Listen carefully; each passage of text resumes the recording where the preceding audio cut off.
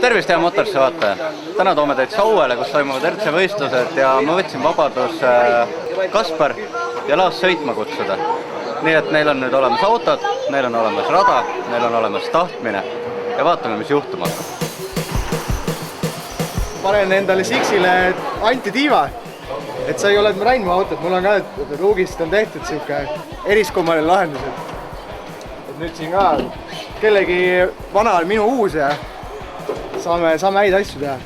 Pidamist oli nii vähe, et eks paistab. Tahaks ikkagi konkurentsis olla, mul ei sobi olla viimane.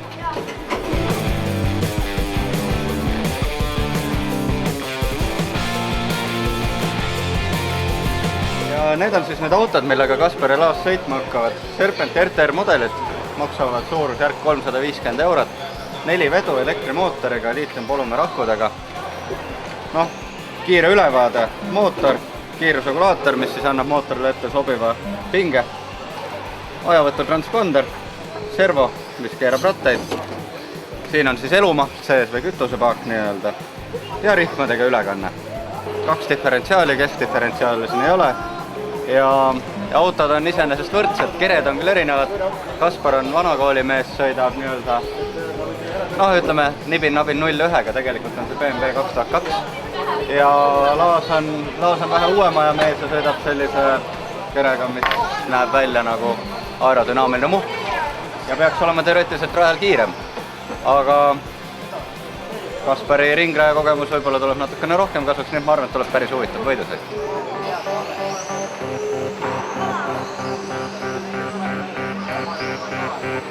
Ma tõusin randa, ma pean rehvid ära pesema eeskätt. Pidamine on kehv ja mina ei saa muidugi midagi aru ees. Ma ei tea sellest asjast üldse mitte midagi. Ma võtaks kleepima, kui seda. Võrdlusmoment puudub on. Pea mingit liimi pean ka rehvi peale panema. Kaspar siin juba liimis oma rehve ees. Väga huvitav. Diferentsiaali vahetus näed, siuke äge tükk. Seest näeb välja täpselt nagu päris differ, on satelliitülekanded ja määre, mis sisse käib, on see näidatud, no saada see ei liigu. Ja sellega siis tegitataksegi sama, mis muidu autodel on LSD-ga, et piiratud libisemine. Mida rohkem määraid paned, seda tihkem on. Et saab kuni ka, ma arvan, kui täis panna, on praktiliselt lukus. Siis ta on peaaegu lukus, jah. No võt, et väga kiht värk on see mudelis. No nii, ja kuna Kaspar siin hakkas oma diffrit toonima, siis Laas ütles, no ma tahan ka. Paneme sinna ka natukene seda vahvat määret sisse, mis natukene keeramist vähemaks teeb ja loodame, et Laasil tuleb ka ringi paar sekundit sellega maha. Päris autol on diffri vahetuseks omajagu ettevõtmist, siis siin on see 4 volti ja saab juba diferentsiaali kätte. Kraanat ei ole vaja, et seda välja tõsta. Nii et ma arvan, et 10 minutit ja on tehtud. Kusjuures mulle, kuigi see ala minu jaoks hästi võõras, siis tegelikult mulle õudselt meeldib uusi asju õppida ja tegelikult siuke väike nokitsemine mulle kogu aeg meeldib. Kuigi mul käed õudselt värisevad, mis on nagu paratamatu, siis ikkagi ma nagu punnitan ja ma saan sellega hakkuma ja tegelikult on päris kihvt.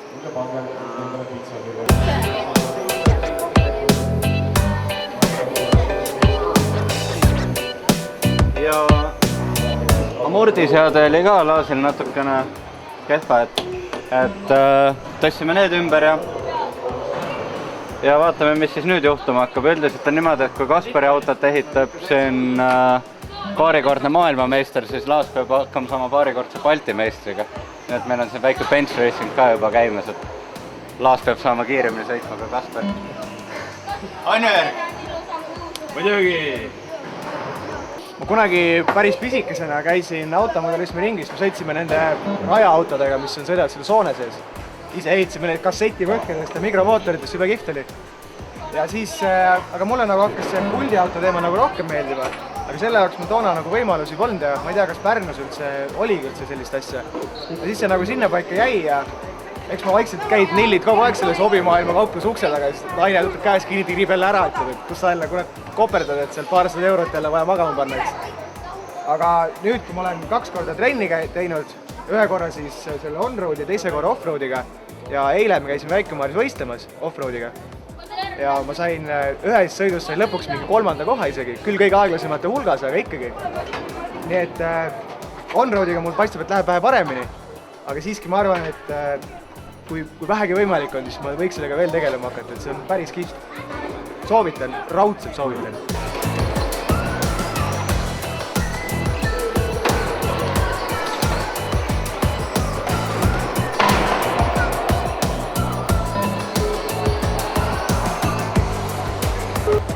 See ratas käib sedamoodi. See on nagu kinni. Ilmselt peab hakkama remontima. No jah. Klaasil läks auto veits katki. Äkki intsident oli rajal. Mille tulemusena siis rooli ots lõpetas koostöö. Aga vahetasime rooli otsa ära ja hetkel vahetame. Ja siis saab jälle kiutada. Aku kinnitus tuli lahti. Ja nüüd käpelt tegema, siis saab järgmisesse trenni jõuab peale, muidu läheb terve hea sõit raisku.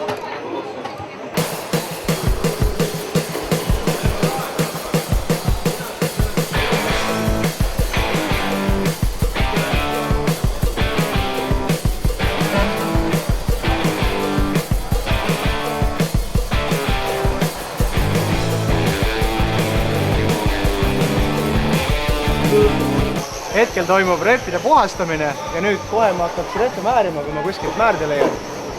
Esimesi rattaid määritakse ainult seestpoolt, vähemalt minusuguse kiirusega vendadel. Muidu on ees liiga palju pidamist. Nii, esimene on tehtud. Tagumised määritakse täies ulatuses, kiirendast ei ole kunagi liiga palju enne.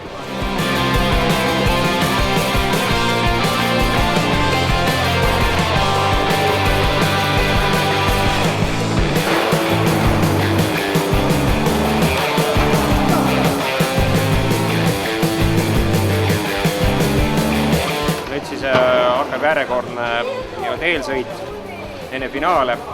Praegu ma olen oma ajaga kuskil keskel. Kaspar võtab väga häid aegu ette. Ja siis kui ma hakkasin juba tunnetust kätte saama, siis tuli Rando, ütles, et oi, et sul tuleb esisilt tuleb ümber reguleerida ja siis oota, differ on sul lahtine. Tegelikult paneme nüüd diffri, paneme ka, teeme sul nagu natuke piiratud libisemisega ja siis paneme üldse puldiseaded muudame ka ära ja siis järgmine sõit oli muidugi täielik katastroof. Et siis enne eelmist sõitu ma keerasin natukene seadeid tagasi, mis nagu enne oli ja siis oli jälle natukene niimoodi tagasi normaalsuse poole, aga vaatame, kuidas see nüüd läheb. Ma olen praegu kuskil allpool keskel. Tähendab, ta on ikka täiesti tüüpiline võidusõit ja selles, et ise väga hästi nagu hakkama ei saa, selles on vaja ikka teisi süüdistada.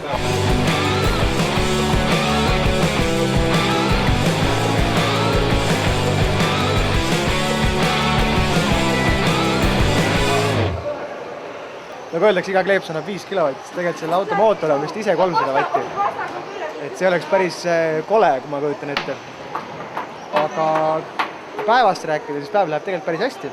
Ma olen juba oluliselt mugavamalt tunnen ennast selle puldiga ja ajad on läinud ka päris heaks. Et ma arvan, et ma jõuan kõige kiiremate gruppi äkki isegi päeva lõpuks, siis oleks ikka kohe päris korda läinud üritus.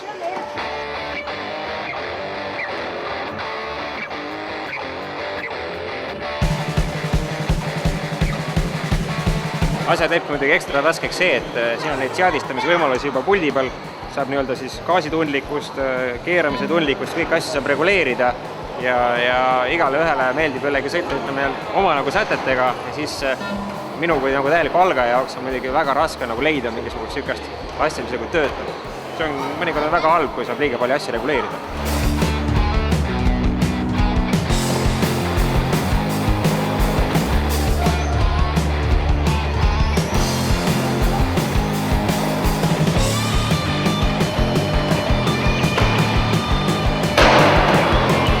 Ega ta ei ole siuke kõige lihtsam töö, aga meil ongi nagu rae piires püsida ja sõita oma sõitu, et nii kui korra hakkad muid asju vaatama, teisi autosid, siis läheb kohe nagu rütm segamini, et see on nagu täiesti käsitamata, et see on nagu jubedalt suurt keskendumist. Aga kindlasti tasuks kõigil proovida.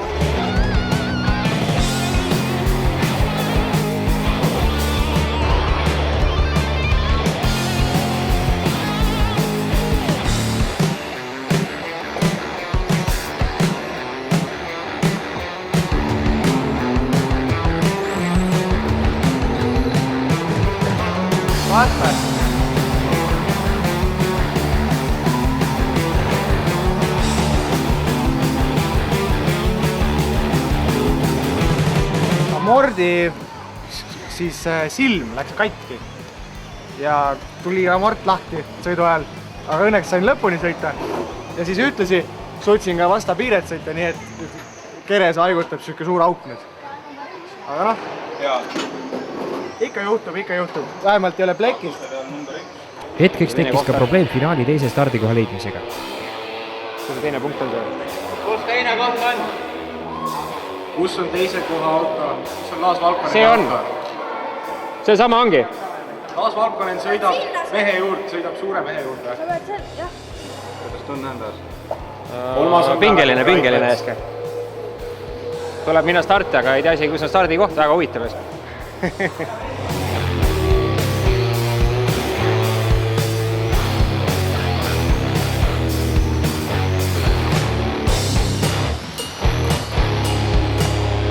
Noh, põhimõtteliselt Laasi esimene katsetus finaaliks ebaõnnestus. Et kohe peale starti oli näha, et auto ei keera absoluutselt. Ja põhjus oli selles, et üks rooliotsa Bolt oli vehkat teinud. Et nüüd peab selle ära asendama ja siis saab jälle rajale sees.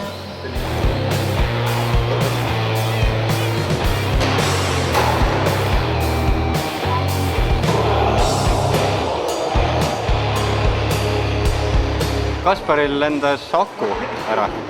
Oli natukene kehvasti vist peale pandud ja just on päris täpselt pesas ja väikse löögi tulemusena lendas autost eemale. Siis sai natuke remontida ja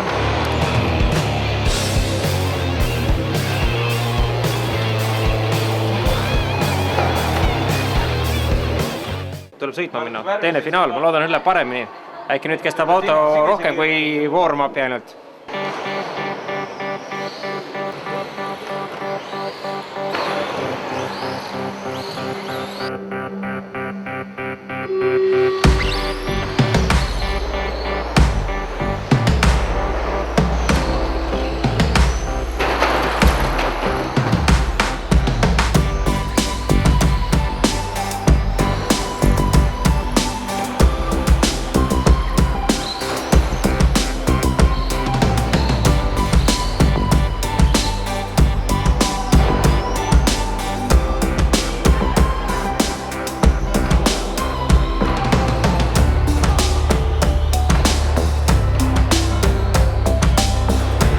Loodame, et seekord läheb paremini, eelmine kord tuli aku küljest ära, tuli üks käänmik lahti. Kõik asjad olid tuksis, seekord on kõvasti remonditud. Vaata, mis nüüd saab. Kohe hakkab mehaanikud tähelepanu. Lugema vaja.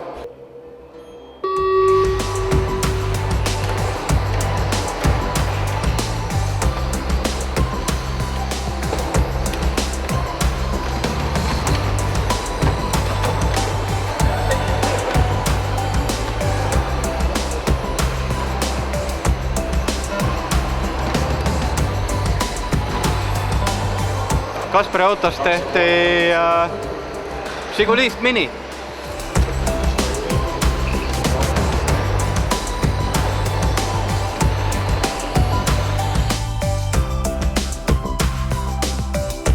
Kui teil on kunagi soov teha endale kere, mis on BMW, näeb välja nagu Žiguli, aga päeva lõpuks on rohkem nagu Mini moodi, siis Saue käsitööring saab teid aidata. Esimene täielik finaal.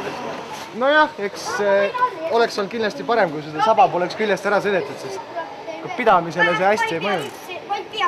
Aga nüüd paneme mingi teise kere ja sõidan edasi ja ei ole ta midagi. Ma ei tea üldse tulemusest, aga mitte midagi, sest auto oli, ma ei tea, kas see oli sellest, et see tagaosa puudu on igatahes üle nende taldrikute sõitust, ta tahtis nina kohe maha maanduda ja pani üle, tegi nagu flipi nii-öelda. Selles mõttes päris kole. Nii palju siis sellest.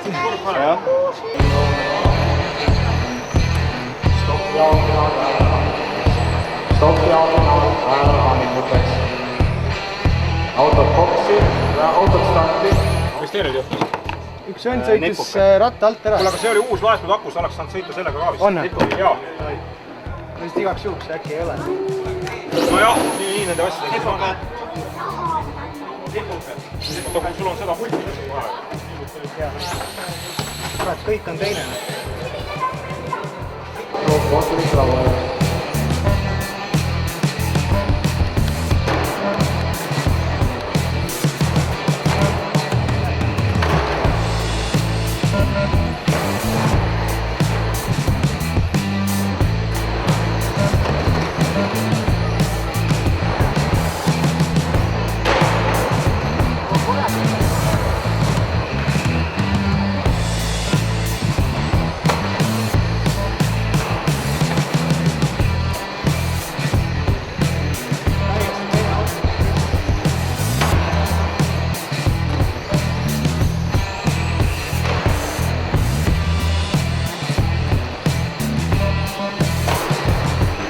juhtus selline asi, et prooviringide jooksul keegi suutis sõita esiratta täiesti alt ära.